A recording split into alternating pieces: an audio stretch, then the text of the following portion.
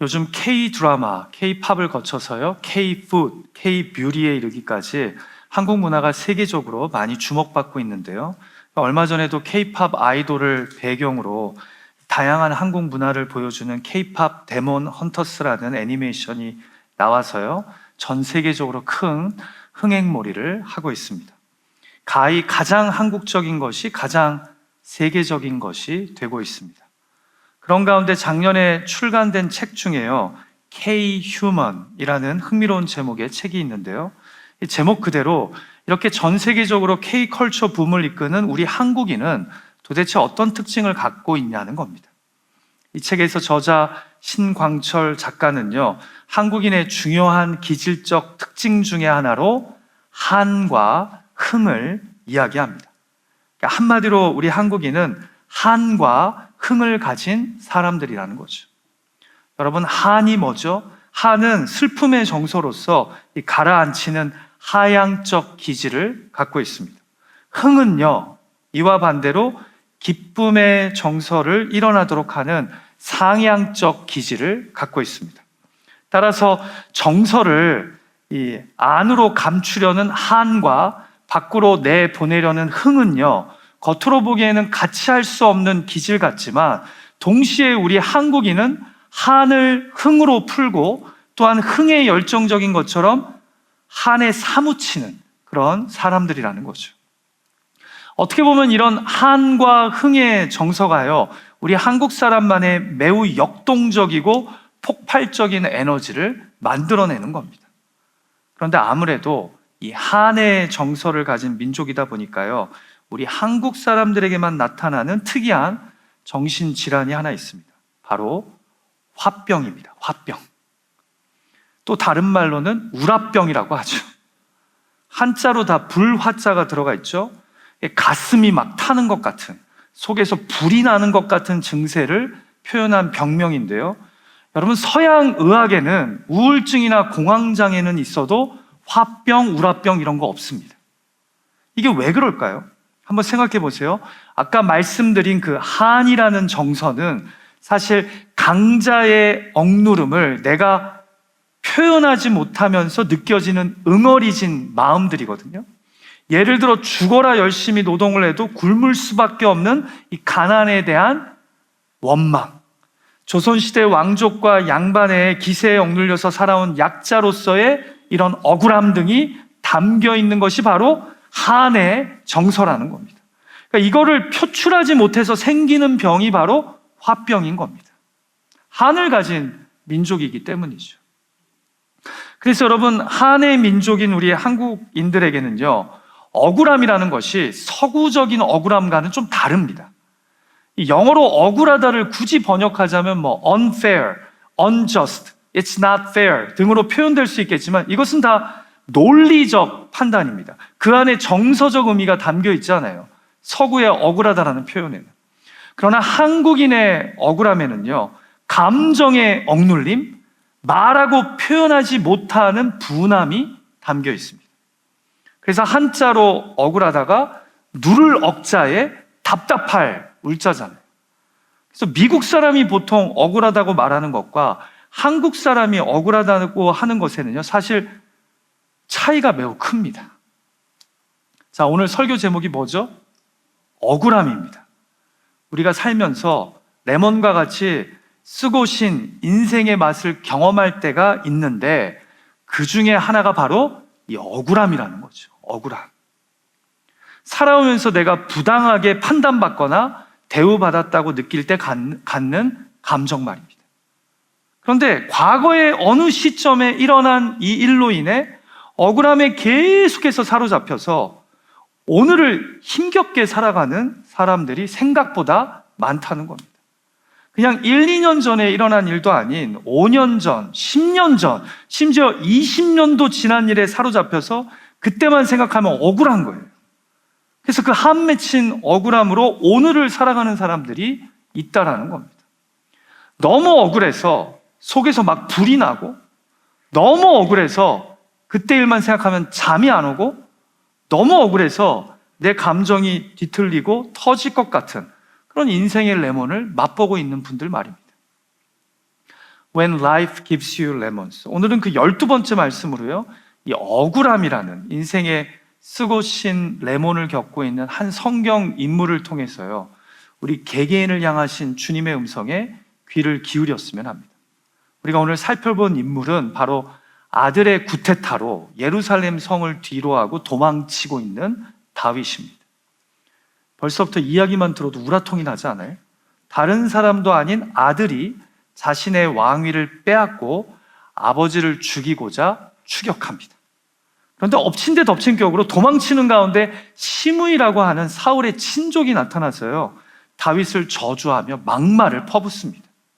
그런데 그가 내뱉는 말 한마디 한마디가 너무나 심령을 찌르면서 다윗의 마음 안에 억울함이 들게 하는 말들입니다.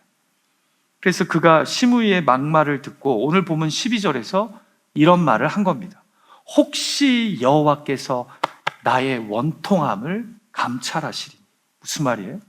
여호와께서 나의 억울함을 살펴보시길 원한다는 겁니다. 자, 사무엘하 16장에서 발견하게 되는 이 다윗의 억울함은 무엇입니까? 우리는 살면서 억울함이라는 레몬을 어떻게 바라보고 믿음으로 대처해야 합니까? 저는 오늘 설교를 준비하면서요, 본문에서 크게 이 억울함의 원인, 함정, 그리고 출구를 발견하게 되는데요, 이 세 개의 키워드로 오늘 본문을 함께 묵상했으면 합니다. 자, 먼저 생각할 것은 억울함의 원인입니다. 원인. 그 원인은 무엇이냐? 다윗의 경우에요, 일어난 사실보다 사람들의 해석이 그를 더 억울하게 만들었다라는 거죠.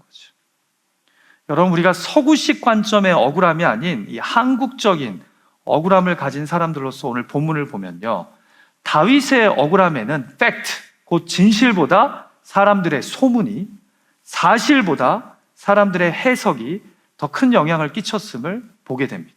이게 무슨 말이냐면요, 일어난 일을 보고 함부로 말하는 사람들의 말에 다윗의 억울함이 더 커지고 상처가 크게 되었다라는 겁니다. 자, 다 같이 오늘 본문 직전인 7절과 8절 말씀을 읽을까요? 도망치는 행렬을 보고 사울 왕의 친족인 시므이가 큰 소리로 외친 내용이에요. 함께 읽어보죠. 시작. 시므이가 저주하는 가운데 이와 같이 말하니라. 피를 흘린 자여, 사악한 자여, 가거라, 가거라. 사울 족속의 모든 피를 여호와께서 너에게 돌리셨도다. 그를 이어서 내가 왕이 되었으나 여호와께서 나라를 내 아들 압살롬의 손에 넘기셨도다. 보라, 너는 피를 흘린 자이므로 화를 자초하였느니라 하는지라. 자, 아들이 자신을 왕위에서 내쫓았어요. 배신당한 겁니다. 그리고는 자신을 잡아 죽이려는 적군을 피해 지금 도망치고 있습니다. 그런데 시므이가 이런 다윗의 모습을 보고 고소해하면서 뭐라고 합니까? 사울 족속의 모든 피를 여호와께서 너에게 돌리셨답니다. 그러면서 다시 너는 피를 흘린 자여서 결국 이렇게 벌받게 되는 거라고 막말을 퍼붓습니다. 여러분, 이 말의 의미는요, 다윗이 사울의 가문 사람들을 다 죽였기에 결국 지금 이런 꼴을 당하게 되었다는 말입니다. 그래서 세번역 성경은 본문을 이렇게 번역해요. 같이 한번 읽어볼까요? 시작. 시므이가 다윗을 저주하여 말하였다.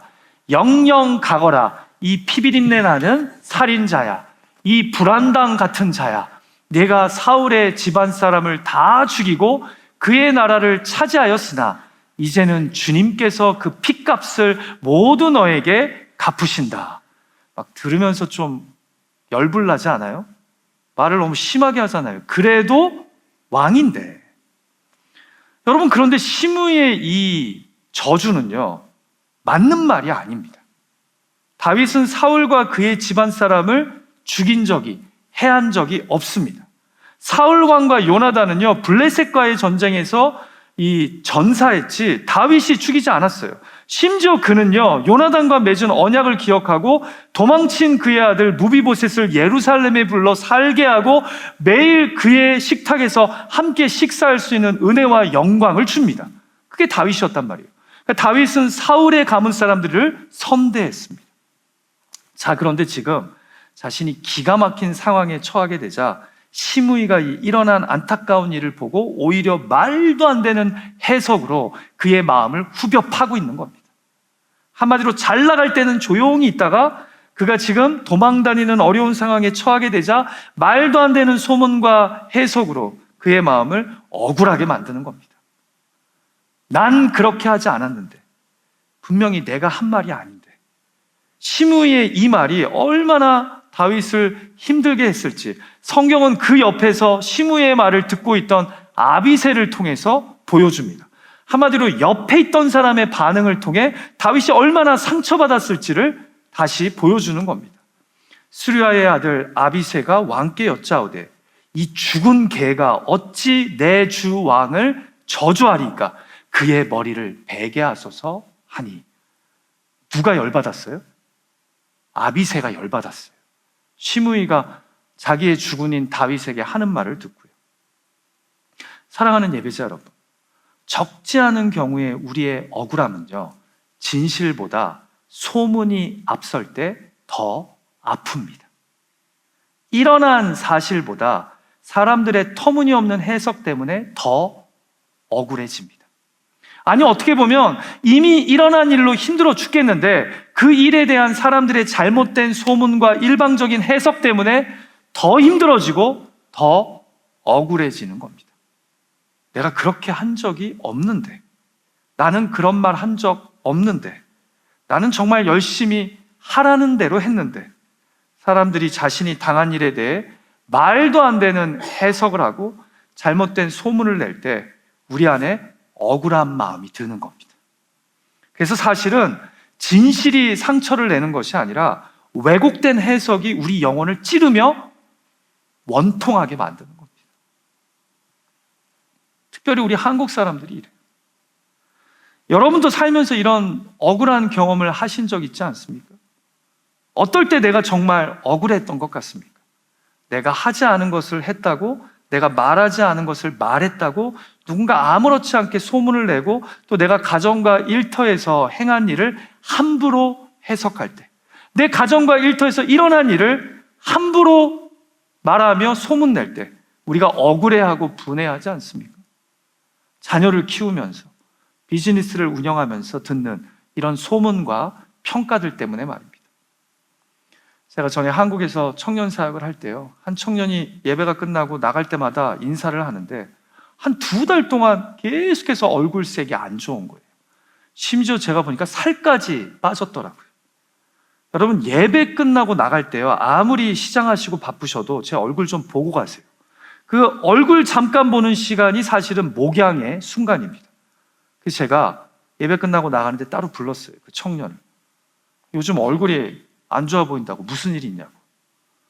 갑자기 조용히 있다가 한숨을 한번 크게 쉬더라고요. 그리고 갑자기 눈에 눈물이 맺혀요. 남자 청년인데. 들어보니까 직장에서 오해를 받아서 조사위원회가 꾸려지고 인사상 불이익도 받았다라는 거예요.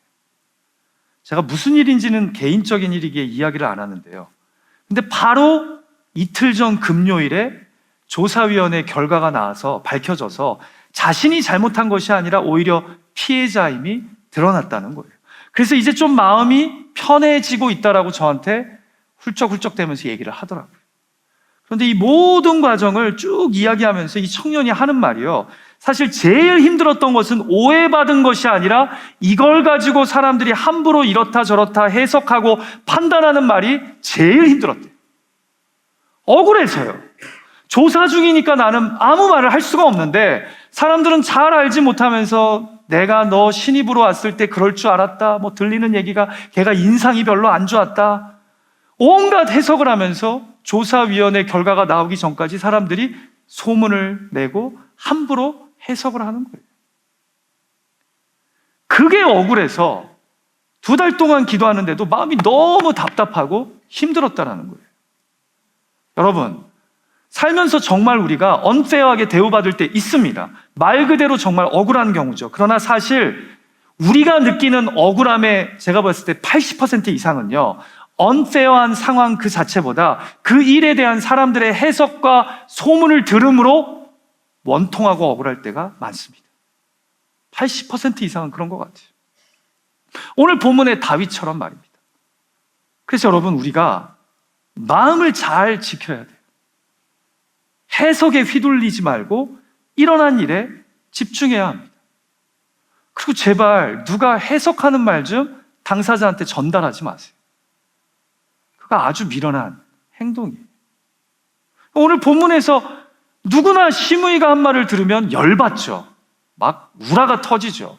왜요? 시므이가 사실도 아닌 내용으로 해석을 해서 다윗을 조롱하고 비난하기 때문입니다.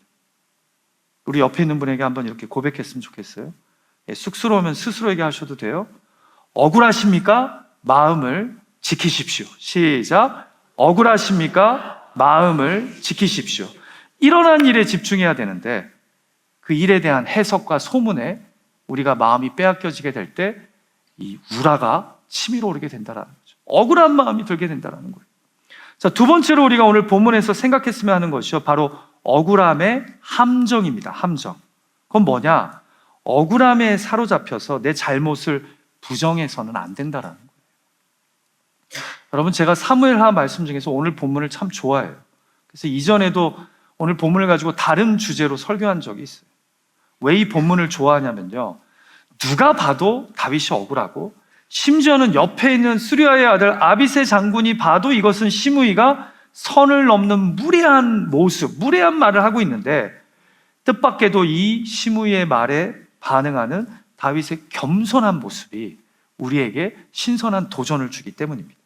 자, 아비새가 시므이의 망언을 듣고 이 죽은 개가 어찌 내 왕을 저주하냐고, 내가 당장 가서 그의 머리를 베겠다고까지 하자. 이때 다윗 왕이 뭐라고 합니까? 같이 본문 10절 말씀 한번 읽어볼까요? 시작. 왕이 이르되 수르야의 아들들아, 내가 너희와 무슨 상관이 있느냐? 그가 저주하는 것은 여호와께서 그에게 다윗을 저주하라 하심이니 내가 어찌 그리하였느냐 할 자가 누구겠느냐 하고. 여러분 보세요. 분명 시므이의 저주는 억울합니다. 다윗이 사울의 가족에게 베푼 은혜를 생각하면 그의 해석은 악의적이고 무례하고 일방적입니다. 그럼에도 다윗은 이 순간에 자신이 억울하다는 이유로 본인이 잘못한 것을 부정하지는 않습니다. 내가 억울하고 지금 원통한 것은 맞지만 그렇다고 내 아들 압살롬이 이렇게 아버지를 배신해서 구테타를 일으키고 내가 쫓김을 당하게 된 이 현실에 대한 신앙인으로서의 자기 반성과 성찰을 거부하지는 않는 겁니다. 여러분, 우리는 솔직히 많은 경우에요, 일어난 일에 대한 사람들의 해석과 소문에 억울해하면서 나의 문제를, 잘못을 덮을 때가 얼마나 많습니까?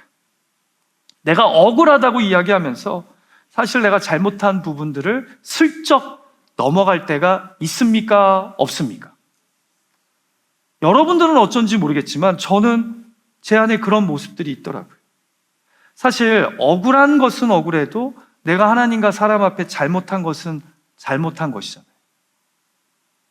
제가 이렇게 한국 분들이 싸우는 것을 보면요, 일종의 그 흐름적인 특징을 좀 발견하게 돼요. 예를 들어 볼게요. 접촉 사고가 일어났다고 해요, 한국에서. 자, 그러면 서로 차에서 나와서 왜 갑자기 들어왔냐, 아니 내가 이미 신호 주고 들어갔는데 왜 전방 주시를 안 했냐 하면서 다툽니다. 여기까지는 뭐 그럴 수 있어요. 자, 그런데 이야기하다가 갑자기 한쪽이 말을 놓습니다. 그러면 왜 반말하냐고, 너 나이가 몇 살이냐고 합니다. 그러면 또 한쪽이 100보다는 나이 많다고, 당신 왜 흥분하면서 지금 고함을 지르냐고, 지금 뭐 욕하지 않았냐고 막 따집니다. 자, 그럼 이제 여기서부터는 이미 대화의 주제에서 벗어난 거예요. 그러다가 막 몸싸움하고 밀고 땡기고 큰 소리 치며 싸웁니다. 그럼 사람들이 또 오지랖 넓은 사람 와서 중간에 끼었다가 더 싸움 커지거나 아니면 경찰이 나타나죠. 그러면서 경찰을 앞에 두고 또 서로 얘기해요. 억울하다고, 내가 저 사람이 나를 먼저 밀었는데 왜 경찰은 저 사람 편만 드냐고, 저 사람이 먼저 욕하면서 내 멱살을 붙잡았는데 왜 내 이야기는 별로 안 들어주고 제 이야기만 길게 들어주냐고. 이렇게 싸우다 보면요, 내가 잘못한 것은 다 사라집니다. 그냥 억울한 것만 남고 나만 피해자가 됩니다. 여러분, 교회에서 서로 의견이 달라 싸울 때도 거의 비슷합니다. 실제 문제는 산으로 가고 싸우다가 서로를 무시하고 흥분한 것에 더 집중합니다. 그러면서 서서히 나만 피해자가 되고 억울해합니다. 근데 세상과 다른 게 교회는 하나 더 있어요. 소문이 빠르게 퍼집니다. 누가 누구랑 다퉜대. 그런데 거기에 소문과 해석이 더해지죠. 해석은 실제 있었던 일과 많이 달라져 있습니다. 그럼 그 이야기를 다른 사람을 통해 전해 듣고 또 전해서 당사자가 듣게 되는 순간 당사자는 더 억울해하고 분해합니다. 내가 하지 않았던 말, 내가 하지 않았던 행동까지 더해지기 때문입니다. 그러면 내 잘못은 온데간데 없어집니다. 그런데 다윗은 시므이의 말도 안 되는 저주를 듣고서도 원통해하지만 그렇다고 자기 잘못을 부정하지는 않습니다. 압살롬이 이렇게 된 것은 다 아버지로서의 자신의 잘못이고 내가 하나님 앞에 지금 공의로운 징계를 받고 있는 것으로 이해합니다. 그래서 억울함이 그를 흔들지는 몰라도 억울함이, 원통함이 그를 해치지는 않습니다. 오히려 자신을 겸손히 돌아봅니다. 하나님께서 그를 통해 나를 책망하시는 거랍니다. 일전에 한 목사님이 간증하시는 영상을 봤는데요. 본인이 목회를 하면서 참으로 황당하고 억울한 일이 생겼답니다. 그래서 마음이 안 좋아서 멘토처럼 여기는 선배 목사님과 그 문제를 가지고 대화를 나누는데요. 선배 목사님이 이 후배 목사님의 억울하고 원통한 이야기를 다 들으시고 나서 잔잔한 미소를 지으면서 이렇게 말씀하시더랍니다. 목사님, 인생은 기본적으로 억울한 겁니다.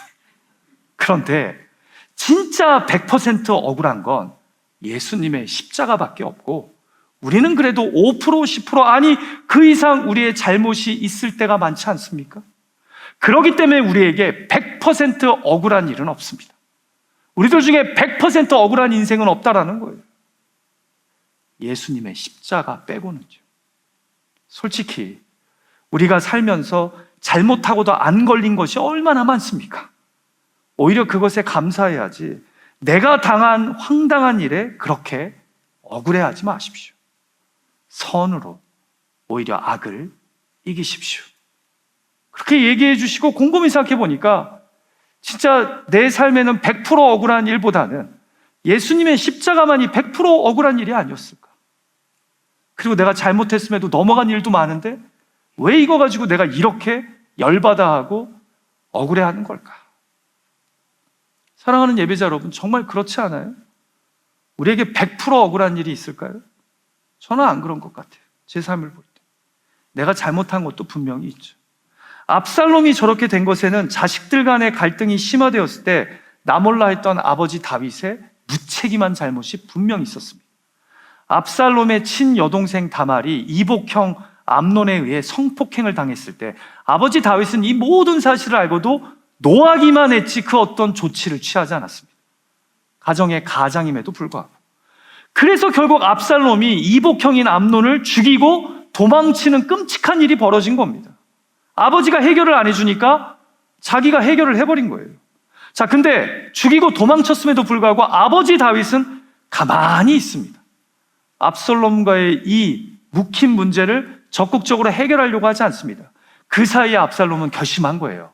아버지 쫓아내고 내가 이스라엘의 왕이 되겠다. 분노가 커져가는 거죠. 왜 지금 다윗이 아비새에게 시므이를 내버려 두라고, 여호와께서 그를 통해 나를 책망하시는 거라고 이렇게 겸손하게 자기 성찰을 하는 걸까요? 자신의 잘못을 하나님 앞에서 인정하기 때문입니다. 그래서 그가 다시 11절에서 이렇게 말해요. 내 몸에서 난 아들도 내 생명을 해하려 하거든 여호와께서 그에게 명령하신 것이니 그가 저주하게 내버려 두라. 사랑하는 예배자 여러분, 저도 목회를 하면서 억울한 말을 들은 적이 왜 없겠습니까? 여러분들도 살아가시면서 황당한 일 당하신 적이 왜 없겠습니까? 그러나 그 억울한 가짜 소문, 황당한 해석에만 집중하면 나의 부족함과 잘못을 송두리째 부정하게 됩니다. 사실 나에게도 부족함이 문제가 있는데 말입니다. 우리 주님 예수 그리스도의 십자가 외에는 100% 억울한 일은 없습니다. 우리 모두에게도 허물이 있고 잘못이 있습니다. 여러분, 신방에서 상담할 때 제일 힘든 부류의 사람이 어떤 사람인 줄 아십니까? 자신이 억울하다고 생각하는 사람입니다. 왜 그러냐? 이런 사람은 대화를 하면서 그 어떤 성경적 조언이나 충고를 해도 듣고 인정하려고 하지 않습니다. 왜요? 내가 당한 억울함에 내가 너무 깊이 함몰되어 있어서 목사가 뭐라고 얘기해도 그래도 내가 이런 수모까지 당했잖아요. 근데 나한테 이런 일까지 있지 않았어요. 라고 얘기하면서 자신의 잘못과 책임을 인정하지 않아요. 그래서 자신이 억울하다고 생각하는 사람하고는 건강한 대화를 제대로 하기가 쉽지 않아요. 그냥 일단 들어주고 편들어주는 수밖에 없어요. 그러나 다윗은 시므이의 황당한 저주 때문에 자신의 잘못과 죄를 부정하지 않습니다. 원통하지만 자신의 죄를 직면할 줄 알았습니다. 부디 우리 삶에 관계에 일어나는 억울한 일 때문에 나의 연약함과 잘못까지도 부정하는 그런 미련함이 우리 가운데 없기를, 나를 부단히 거룩하신 하나님 앞에 세울 수 있는 그런 저와 여러분 되기를 주님의 이름으로 축복합니다.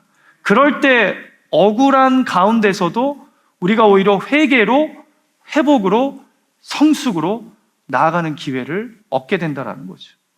자, 마지막 세 번째로 오늘 본문의 이야기에서 우리가 발견하게 되는 우리 인생의 레몬, 이 억울함의 출구는 무엇입니까? 억울함을 직접 풀려고 하지 말고 주의 간섭하심에 맡기는 것이 출구입니다. 출구. 저는 이렇게도 말씀드리고 싶어요. 내가 억울함을 직접 풀려고 하면 할수록 더욱 엉키고 꼬이게 됨을 경험하시게 될 겁니다. 그러니 억울함에만 함몰되지 말고 오히려 이 억울한 상황 가운데 주의 간섭하심을 구하는 것이 지혜라는 겁니다. 자, 다 같이 12절 말씀 읽을까요? 제가 개인적으로 오늘 본문에서 가장 사모하는 말씀입니다. 같이 읽죠. 시작. 혹시 여호와께서 나의 원통함을 감찰하시리니 오늘 그 저주 때문에 여호와께서 선으로 내게 갚아주시리라 하고. 자, 아비새와 모든 신하에게 시므이가 저주하게 그냥 내버려 두라고 한 다음에요, 다윗이 매우 중요한 말을 합니다.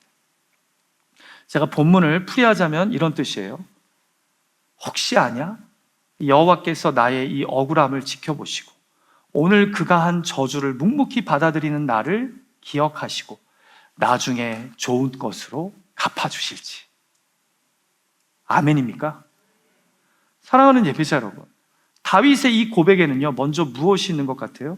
하나님을 경외하는 마음이 있습니다. 어떤 상황에서도 하나님을 하나님으로 인정하는 마음이에요. 비록 내가 당한 일이 황당해도, 내가 지금 들은 말이 억울해도 이것 또한 하나님의 용인하에 주어진 것이고 앞으로 일어날 일도 하나님의 주권에 달려있다는 겁니다. 그래서 구하는 겁니다.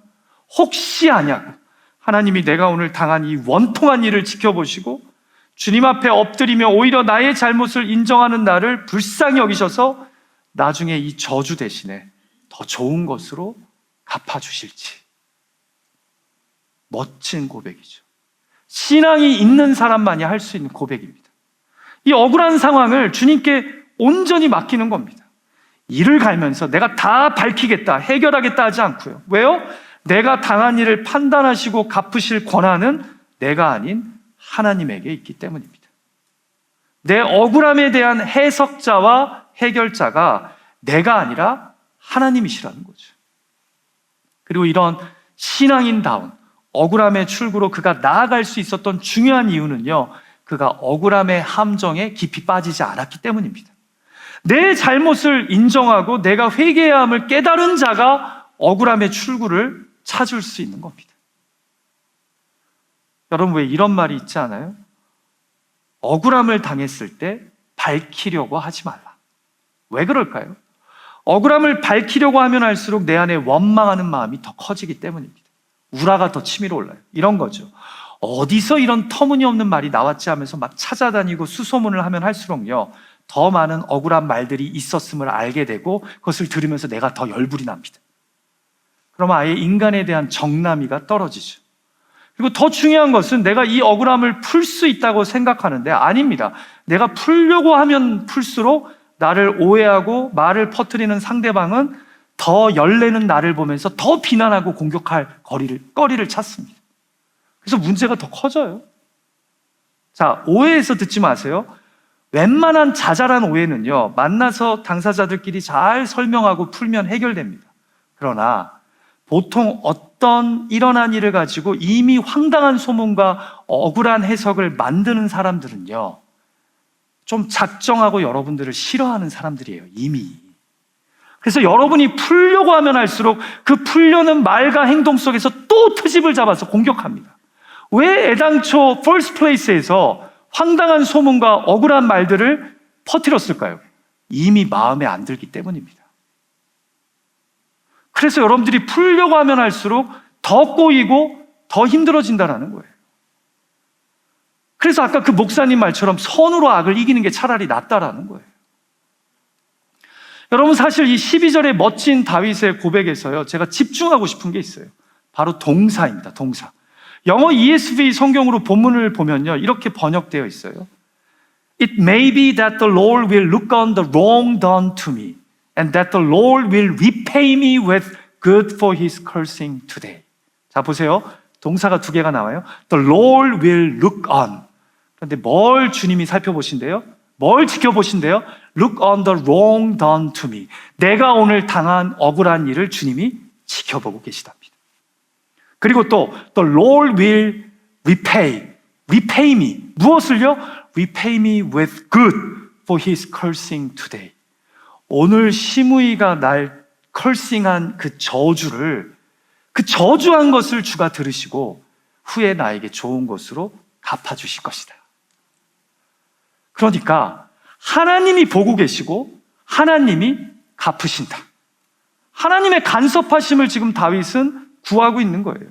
억울하고 황당하지만요, 사랑하는 예배자 여러분, 우리 그리스도인들에게 억울함의 출구는요, 해명이 아니라 하나님의 간섭하심입니다. 돌아보시고 갚으시는 하나님의 간섭하신 말입니다. 그래서 세상 사람들처럼 억울함에 대처하지 마십시오.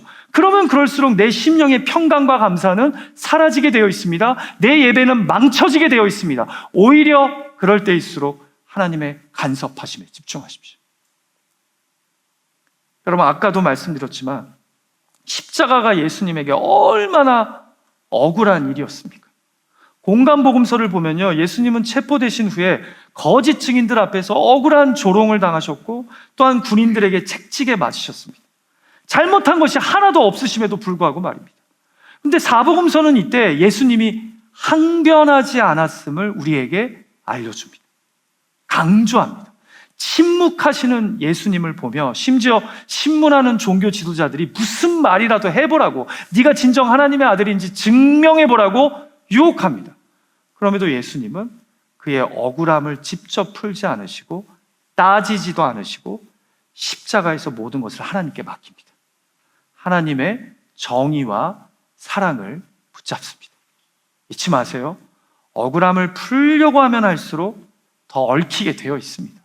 그리고 우리가 의인이 아니기 때문에 풀려고 하면 할수록 나의 또 다른 잘못과 흠집이 드러나게 되어 있습니다. 그러나 다윗처럼, 예수님처럼 하나님께 맡기면 하나님이 감찰하시고 기억하시사 반드시 갚아주실 줄 믿습니다. 다윗이 여기에 그의 믿음을 두었다라는 거죠.